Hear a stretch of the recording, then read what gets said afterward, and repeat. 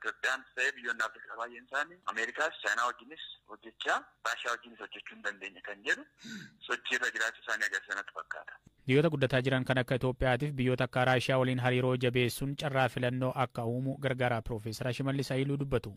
Filannoodha garuu of eeggannoo guddaa barbaada. Filannoo waan ta'eef maaliif biyyoonni guddachaa jiran haala addunyaa biyyi tokko qofa otoo ta'an taate ishee jalatti galtee biyyi sun waan jettu hojjechuu si dirqisiisa. Biyyoonni lama yoo waggonan ta'e immoo lamaan keessa tokko qofa filachuu si dirqisiisa. Biyyoonni lamaa ol ta'an dorgommii keessa waggaa galan garuu of eeggannoodhaan warroota dorgoman san hunda wajjin hojjechuun carraa kee dantaa kee eegsifachuu qabda dandeessaa jechuudha. Kanaafuu akka carraatti yookaan akka filannootti ilaalamuu danda'a. Haa ta'u malee garuu adeemsa dorgommii keessatti qaamni hundi wal qixa moo'ee bahuu dhiisuu danda'a. Wartoonni fuulduratti mul'atan kufuu danda'u, miidhamuu danda'u, jiguu danda'u, jara sana wajjin akka hin jigne, jara sana akka irratti hin jigne of eeggannoo guddaa barbaada jechuudha. Kanaafuu carraa eeggannoo guddaadhaan itti fayyadamuu qabu yaada. Tarii amma Itoophiyaan biyyoota lixaa keessaa keessumaa Ameerikaa fi gara baatii immoo Raashiyaa wajjin walitti dhufeenya waggoota hedduu qabdi. Walgahii amma Raashiyaan yeroo dhiyaas waamuu jalqabde kanarraa Itoophiyaan faayidaa addaa maal argatteettanii yaaddu? Biyyoonni liberaal soosaayitiin kun biyyoonni dhihaa humna dinagdee siyaasa hawaasummaa bilchaatee fi lafaa qabu guddaa qabu. Biyyoonni kun istiraateejiidha. Biyyoota yeroo dheeraaf Itoophiyaa wajjin hariiroo cimaa uumanii kanaafuu biyyoota kanaa wajjinis bifa tarsiimoo ta'e walitti dhufeenya uumuu. Haa ta'u malee garuu biyyoonni kun akka seera addunyaatti ta'e akka haala amma jiru kanaan Itoophiyaa of jalatti qofa dhaabuu hin danda'ani.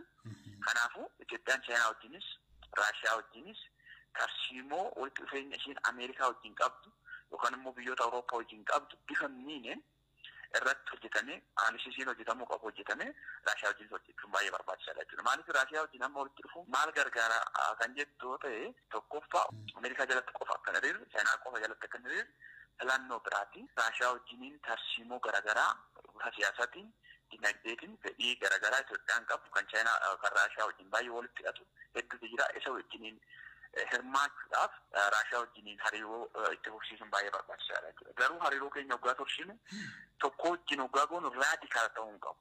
Fakkeenyaaf dhimmoota Ameerikaa fi Raashiyaan kiriitikaalii irratti waliin galle irratti jiddu seenummaan osoo hin taane tokko deeggaruun osoo hin taane hunda wajjiniin tarsiimoon niitiraal ta'een wajjin hojjechuun akka barbaachisuu fi akka danda'amu ibsuudhaan isa saniin socho'uun baay'ee barbaachisaadha jechuudha. Dargaggeessa afaan Oromootiin qoosaa yookiin koomeedii hojjechuun beekamu Sooraa Abdataa magaalaa Finfinnee naannawa jiraatu bakka Jamoo jedhamuun beekamutti hoteela argamu keessatti ajjeefamuu hiriyoonni waliin hojjetan BBC'tti himan. Reenfi isaa hospitaala Phaawulos erga turee booda har'a waaree booda gara iddoo dhaloota isaa godina Wallagga Lixaa magaalaa Jaarsotti geggeeffamuu hiriyoonni isaa ibsaniiru. Waggaa lama dura wal baranii hanga ammaatti hojiiwwan koomeedii 5 waliin hojjechuu kan himu hiriyaansaa Maanu'eel Waaqturaa battaladhumaa artisti Sooraa akkanaan ibsa. Hamzaa Huseentu dubbise. Safaana kana wal bari waggaa lama dura kan wal barre immoo dhimbuma hojii koomeedii kana inni kan inni reefuma waggaa lama gara waggaa 3 deema beektaa naqamtetti hojjetaa ture yoo xiqqaate koomeedii 5 fi isaa ol waliin hojjenneera. Battaladhumaa kana lubbuu isaa ba'uu duraa haala akkamiitu ture wal argitanii beektu akkamitti ture? Haacaaluu Awwaardiitti wal argine wal beellamne wal argine ture dhiyoo kana dhimma hojii biraaf jechaadha. Kana malee immoo sirba tokko hojjetee saampiliinsaa sirbicha irratti immoo an ogeessa kaameeraati waan ta'eef yoo mallee kaameeraa na gargaaruu baatte waan tokko na gargaarta naan jedhee haasofne yeroo torbeen guunne gaa. Kaleessa ganama immoo bilbilaan haasaa ture. Ani immoo biiziin ta'a hojii iddoo biraa waan hin deemuuf samoona wal arguu hin dandeenye roobii booda akka wal arginullee wal beellamnee turre. Eessa kan inni jiraatu Sooraanni bakki inni itti lubbuun isaa dabarte moo eessaa ergasii waan ta'e nu ibse? Qabatamaadhaan kan inni jiraatu Jamoodha. Kan lubbuun isaa dabarte achumattidha. Garuu sababa maaliin akka darbe amma ammaatti ganaa qorannoon gaggeeffamaa jira. Wanti addatti beekame hin jiru. Akkuma sooshaal miidiyaa irraa argitan hospitaala turreen hospitaalaatii bahee gaggeessaa goonee fi amma gara karaatti deebi'e. Akka baheen hospitaala Phaawulos deeme eenyutu geesse poolisiitu geesse moo qorannoon taasifameera moo wanta quba qabdaa ergasii? Isa kanarratti wanta ni quba qabu hin qabu garuu hospitaala galee qorannoof akka galeen nutti himame itti nun bunne keessa seennee wanta irra ga'e ilaalu.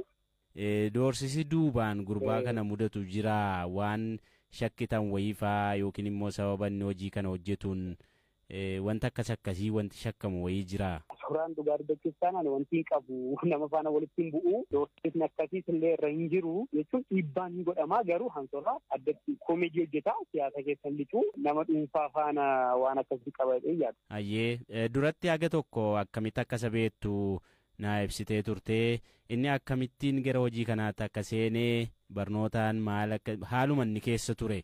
Haala maatii isaa keessaa akka dhufe gabaabsi natti himi.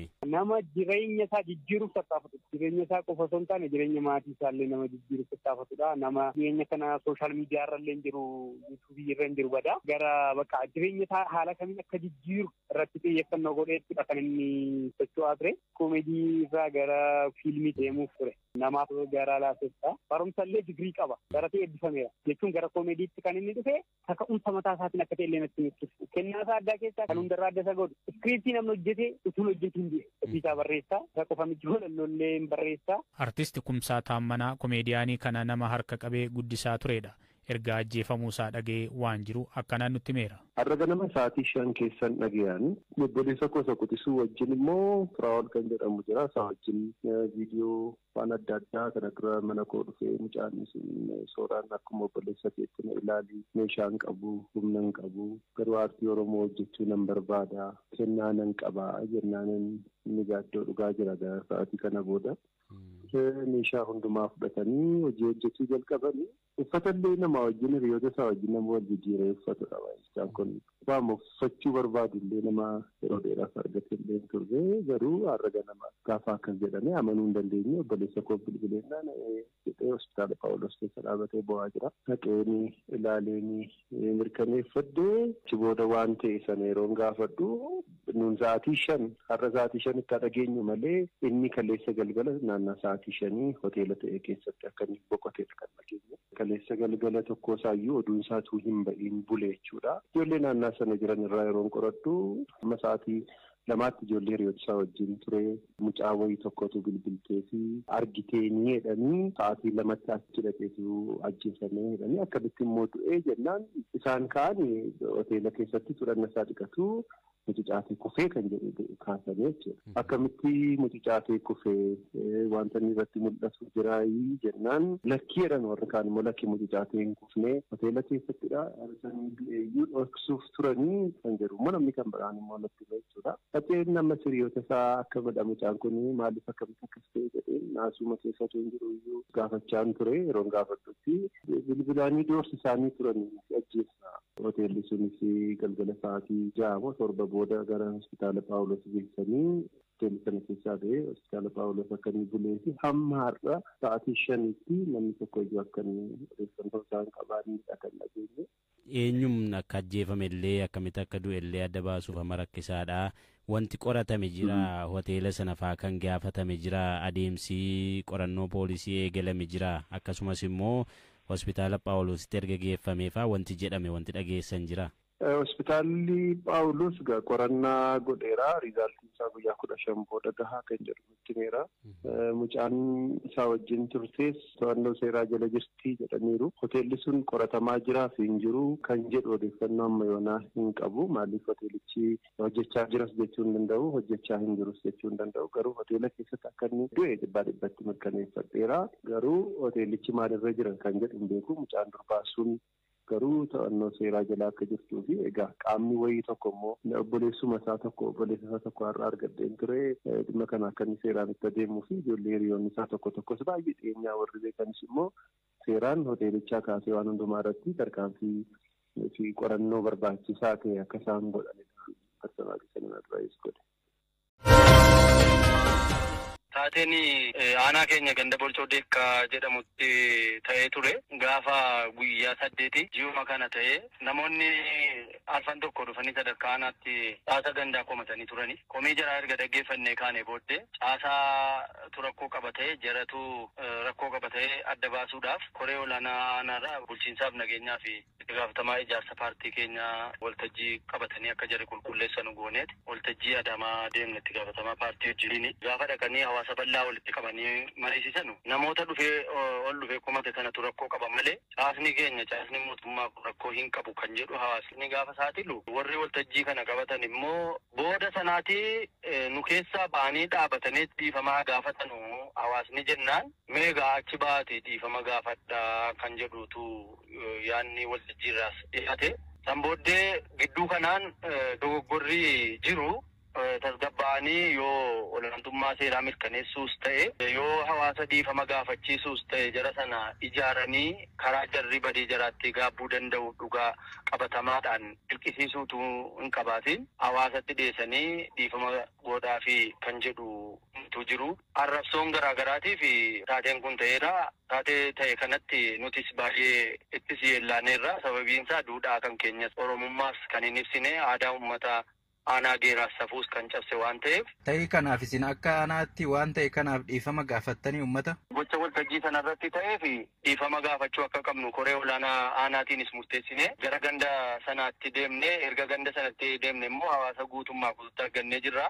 Taateen ta'e kun safuu kan keessanis kan eeggate miti safuu uummata Oromoos kan eeggate miti. Kanaafi dhiifama nu godhaatii warreen shakkaman saaxilamanis kallattii seeraatiin alaalamu kan jedhu kana ilaalle tasgabbii uumne warri hawaasni saaxile sunis immoo wabiidhaan akka jarri baanu goonee qaama waltajjii kana qabate immoo to'annee turre jara to'annee bulchiinsaan nageenyas sakaanis to'annee safuu uummata kan keenyaa kan cabsedha. Keessan qofa miti hawaasa uummata Oromoos immoo dhiifama gaafanneerra mudachuun qabu gonkumaayyuu ta'uus hin qabu. Ammoo rakkoo hiikuutti rakkoon uumame kan jedhu kana ilaalle guduunfaatti kennine hawaasni nageenyaaf tasgabbii isaatiin gara misooma isaatti akka deebi'uu fi jarri sunis immoo wabiidhaan dhufanii yoo bilisa ta'anis akkaataa kanaan jiruuf jireenya jara akka geggeeffachuu danda'an murameera. Gaaffiin ka'umsa waan kanaatiif ka'umsa kan ta'e namooti kun kaffaltii gibiraa raawwatanii nagaheen nuuf hin kennamne ka jedhudha viidiyoo sanirraa akka dhaga'amu. Ka'umsi dhabdee kanaa kanuma ture. Bulchaa gandaas qorannee jirra. Garaagarummaa caasaa guutti jarri qaban malee nagahee tokkoyyuu jarri kaffalanii nagahee dhabanii sobaa jarri nama qopheeffatanii viidiyoon akka waraabamaa jiru sana giddugaleessa godhateeti namichi sun seeratti himachuun koo rakkoodha. Nan balleesse seeratti himachuu nagahee gaafachuu ana balleesse nagahee gaafachuun hin qabdu naan jettuu jedhee kan inni dubbate. Wantichi sobaa hawaasni mirkaneesseera. Gibirris fuudhamee nagaheen kan ittiin cinne tokko hin jiru.